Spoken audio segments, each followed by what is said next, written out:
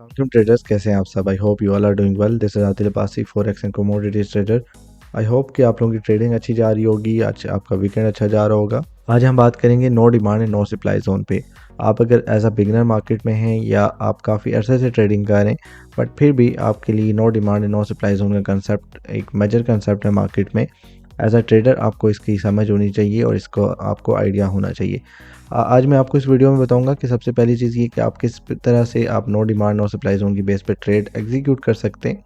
And execute करने से पहले जो मेन चीज़ है, आप इसको फाइंड कैसे करेंगे और नो डिमांड जोन कौन सा वैलिड होता है, कौन सा इनवैलिड होता है। वैलिड डिमांड जोन हम कैसे फाइंड करेंगे, उसकी क्या कंडीशंस होती हैं एंड उसकी बेस पे हम कैसे अपनी ट्रेड को मैनेज करेंगे। स्टॉप लॉस कहाँ पे रखेंगे, टीपी हम मैक्सिमम कितना जो है रिस्क एंड रिवार्ड कहाँ पे रख सकते हैं अपनी ट्रेड पे।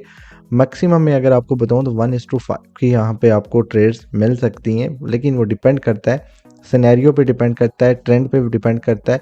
तो ये चीज़ें जो है वो आज हम अभी इस वीडियो में डिस्कस करेंगे। लाइव बैक टेस्टिंग करके दिखाऊंगा कितनी ट्रेड्स हमारी यहाँ पे फेल होती हैं इस सेटअप की बेस पे और कितनी ट्रेड्स यहाँ पे हमारी जो है वो सक्सेसफुल रहती हैं। So let's start the video. And before we start, अगर आप हमारे यूट्यूब चैनल पे नए हैं तो काइंडली इसे सब्सक्राइब करके बेल आइकन को प्रेस कर लें ताकि इस तरह का एजुकेशनल कंटेंट ट्रेडिंग से रिलेटेड आपको मिलता रहे। यहाँ पे हम एनालिसिस वगैरह पोस्ट करते रहते हैं। इसके अलावा क्रिप्टो से रिलेटेड भी आपको अपडेट्स दी जाती हैं और साथ में हमने ट्रेडिंग साइकोलॉजी से रिलेटेड भी एक प्रॉपर जो सेशन स्टार्ट किया हुआ है। उसकी फर्स्ट वीडियो मैंने अपलोड कर दी थी। इंशाल्लाह मैं हर वीक पे या आफ्टर 2 वीक्स जो मेरी कोशिश होती है कि 1 या 2 वीडियोस मैं लाजमी जो अपलोड करूँ ट्रेडिंग साइकोलॉजी से रिलेटेड।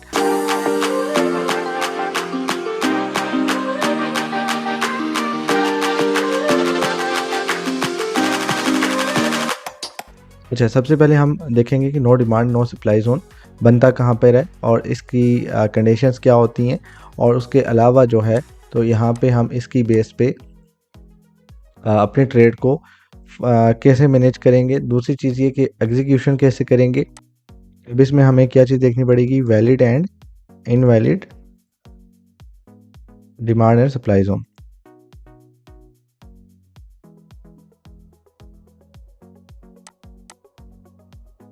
ओके,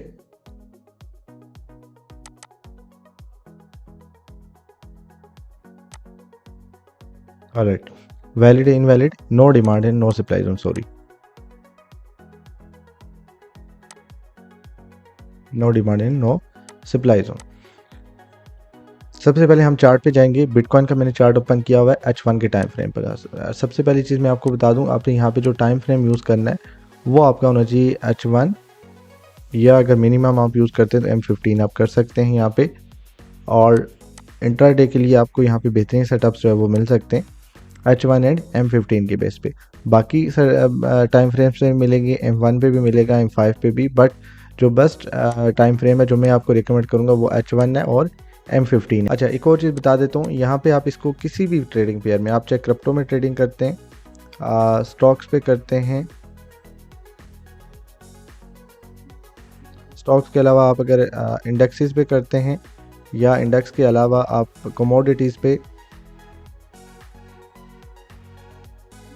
या आप करते हैं फॉरेक्स पेयर्स पे, ठीक है, करेंसी मार्केट में, तो आप किसी पे भी अप्लाई कर सकते हैं। इसमें कोई रिस्ट्रिक्शन नहीं है कि ये क्रिप्टो पे काम करेगी, स्टॉक पे नहीं करेगी, इंडेक्स पे काम करेगी, कमोडिटी पे नहीं करेगी, ऐसा कुछ भी नहीं है। ये सब पे काम करेगी और ये स्ट्रेटेजी आप इन तमाम मार्केट्स में अप्लाई कर सकते हैं।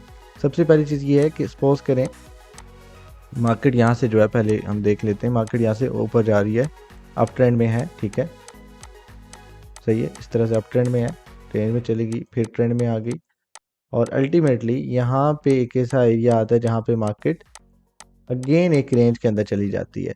और रेंज में जाने के बाद मार्केट का हमने क्या चीज़ ड्रा करनी है, हमने उसकी सपोर्ट एंड रेजिस्टेंस देखनी है। जस्ट ये सपोज करें उसकी जो क्या आ गई, रेजिस्टेंस आ गई, और यहाँ से मार्केट जो है वो बार बार रिजेक्शन ले रही है, ठीक है। एंड डाउन साइड पे हम यहाँ पे देख लेते हैं जी, यहाँ पे सपोर्ट आ गई जहाँ से मार्केट दोबारा सपोर्ट लेके ऊपर जा रही है और यहाँ से जो है वो मार्केट नीचे आ रही है रेजिस्टेंस की वजह से। अब एक पूरे ट्रेंड में थी मार्केट, अप ट्रेंड में थी, यहाँ से लेके अगर देखा जाए, यहाँ से लेके यहाँ तक एक अप ट्रेंड था मार्केट का, ठीक है। अब इवेंचुअली मार्केट ने क्या किया, यहाँ पर देखें एक रेंज के अंदर चली गई। रेंज के अंदर जाने के बाद ये उसकी सपोर्ट बन गई, रेजिस्टेंस बन गई। अब यहाँ पे हमने क्या चीज़ फाइंड करनी है, strength and weakness, strength and weakness. ठीक है, मार्केट की स्ट्रेंथ एंड वीकनेस हमने देखनी है। जब मार्केट रेंज के अंदर चली जाए, पहले एक ट्रेंड में थी, ट्रेंडिंग मार्केट थी, ट्रेंडिंग मार्केट उसके बाद एक रेंज में चली गई है। रेंज में जाने के बाद हमने क्या फाइंड करना है, मार्केट की स्ट्रेंथ एंड मार्केट की वीकनेस। अब वीकनेस और स्ट्रेंथ हमें किस तरह पता चलेगी, कैंडल्स में से। कैंडल्स के साइज यहाँ पे मैं लिख देता हूँ, ये काइंडली स्क्रीनशॉट ले लीजिएगा या इस वीडियो को सेव कर लें। साइज ऑफ कैंडल्स, नंबर 2 अगर हम देखें तो यहाँ पे होगा मिनिमम नंबर ऑफ कैंडल्स। ठीक है, मीन्स कि मार्केट की अगर स्ट्रेंथ होगी, इस रेंज के बाद मार्केट ने अगर इस ट्रेंड को कंटिन्यू रखना होगा तो इस रेंज में क्या होगी, स्ट्रेंथ होगी। साइज ऑफ कैंडल क्या होगा, मतलब बड़ी बड़ी कैंडल्स बनेगी, लाइक एक ही कैंडल बन गई, फिर आगे जो है वो आप देखेंगे तो कुछ इस तरह की कैंडल बनेगी, वॉल्यूम वाली कैंडल्स बनेंगी। ठीक है, फिर इस तरह की कैंडल, इस तरह की कैंडल्स, और इस तरह की कैंडल्स जो है वो बिल्कुल भी नहीं बनेंगी। छोटी छोटी कैंडल्स जो होती है वो मैं आगे जाके आपको लाइव एग्जांपल भी दिखाऊंगा और फिर आपको एग्जैक्टली समझ आएगी कि छोटी कैंडल और बड़ी कैंडल्स में फ़र्क क्या होता है और कैंडल्स की स्ट्रेंथ और वीकनेस वॉल्यूम की बेस पे कैसे पहचानी जाती है। ठीक है, अब ये देखें कंपेरेटिवली ये जो स्ट्रक्चर बन रहा है यहाँ पे, ये जो कैंडल्स हैं इनके कंपेरेटिवली अगर इन कैंडल्स को देखा जाए तो ये वाली इनमें क्या है, वीकनेस है और इनमें स्ट्रेंथ है। ठीक हो गया, पहली चीज़ साइज जो है कैंडल्स का ये इस तरह का होगा। दूसरी चीज़ मिनिमम नंबर ऑफ कैंडल्स बनेगी, कम से कम कैंडल्स में मार्केट जो है वो अपनी डायरेक्शन को जो है वो कंटिन्यू करेगी ब्रेकआउट देने के बाद, जो यहाँ से ऊपर जाने के चांसेस होंगे। लेकिन अब अगर यहाँ पे ये वैलिड नो डिमांड जोन होगा, अप ट्रेंड है, तो यहाँ पे हमने क्या चीज़ फाइंड करनी है, नो डिमांड जोन। तो वैलिड नो डिमांड जोन के लिए क्या चीज़ होगी, बिल्कुल छोटी छोटी कैंडल्स बनेंगी और यहाँ पे क्या करवाएंगी, टाइम वेस्ट करवाएंगी।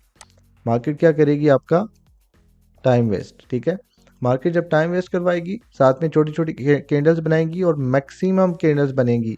जहाँ पे अगर नॉर्मली मार्केट ने ब्रेकआउट देने से पहले या किसी भी एक स्ट्रांग रेंज में जब जाती है, अगर वहाँ पे 10 से 12 कैंडल्स बन रही हैं, सपोज करें H1 की बात कर रहा हूँ, H1 में अगर 10 से 12 कैंडल्स में मार्केट ने आगे अपनी डायरेक्शन डिसाइड करनी है, बट यहाँ पे वही कैंडल्स जो है वो आपकी 20, 25, 30 कैंडल्स बनेगी। ठीक है, जितना मार्केट ने अगर 8-10 कैंडल या 12 कैंडल में मूव देना था, अभी मार्केट यहाँ पे 15-20 कैंडल्स जो है वो बना रही है, छोटी कैंडल्स बना रही है और इन्वेस्टर्स को या जो ट्रेडर्स हैं उनको क्या कर रही है, इंड्यूस कर रही है। और दोनों साइड्स पे आप देखेंगे विक्स लगाएगी मार्केट, यहाँ पे भी विक आएगी और साथ में डाउन साइड पे भी विक आएगी। अब जब डाउन साइड वाली विक लोग देखेंगे तो वो यहाँ पे बाइंग समझ के बाय करेंगे और अप साइड वाली जब वीक लोग देखेंगे तो वो यहाँ पे सेलिंग समझ के सेलिंग में बैठ जाएंगे। तो इस तरह से जो है वो मार्केट का कुछ स्ट्रक्चर होगा। ठीक है,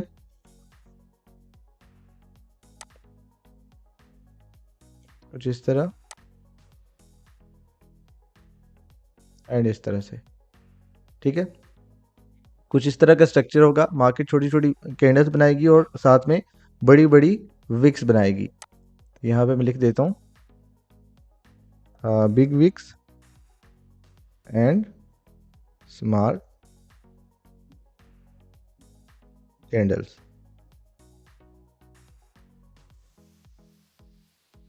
राइट, तो ये कुछ कंडीशंस हैं। जब मार्केट में नो डिमांड जोन होगा तो उसमें क्या होगी, बिग विक्स होंगी प्लस स्मॉल कैंडल्स होंगी। दूसरी चीज़ क्या होगी, ये होगी कि मैक्सिमम नंबर ऑफ कैंडल्स यहाँ पे बनेंगी। थर्ड चीज़ क्या होगी, टाइम वेस्ट करवाएगी मार्केट, मतलब इस ट्रेंड के लिए आपको टाइम वेस्ट करवाएगी। मार्केट ने अगर ऊपर जाना होता तो टाइम वेस्ट ना करवाती। दूसरी चीज़ ये कि साइज ऑफ कैंडल्स जो है वो क्या होगा, बिल्कुल छोटा छोटा होगा। अब यहाँ पे क्या चीज़ मिलेगी, जब हम ये चीज़ देखेंगे तो मार्केट में वीकनेस होगी।